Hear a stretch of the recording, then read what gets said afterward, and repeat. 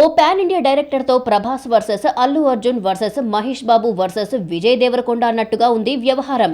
ఇప్పటికే ఈ స్టార్ హీరోలు తమ తమ సినిమాలతో బిజీగా ఉన్నారు. బ్యాక్ టు బ్యాక్ సినిమాలు చేస్తున్నారు. ముఖ్యంగా ప్రభాస్ భారీ లైనప్ సెట్ చేసుకున్నాడు. అయితే పుష్ప సినిమాతో పాన్ ఇండియా టాప్ డైరెక్టర్స్ లిస్టులోకి చేరిపోయిన సుకుమార్ ప్రభాస్ తో ఓ సినిమా ప్లాన్ చేస్తున్నట్టుగా ఇటీవల వార్తలు వస్తున్నాయి.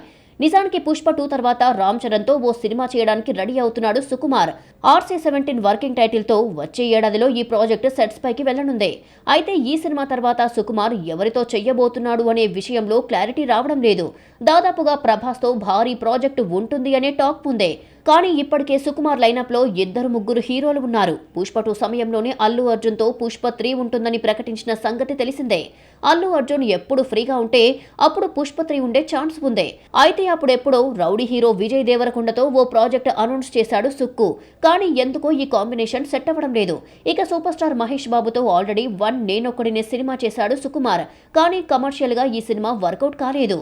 దీంతో మరోసారి మహేష్ తో సినిమా చేస్తానని చెబుతున్నాడు సుకుమార్. అయితే రాజమౌళి సినిమా రిలీజ్ తర్వాత మహేష్ నెక్స్ట్ ప్రాజెక్ట్ విషయంలో క్లారిటీ వచ్చే ఛాన్స్ ఉంది. ప్రస్తుతానికైతే సుకుమార్ లిస్టులో ఉన్న హీరోలైతే వీళ్లే. వీరిలో రామ్ చరణ్ తర్వాత ప్రభాస్ తోనే నెక్స్ట్ సినిమా ఉండే ఛాన్స్ ఉందంటున్నారు.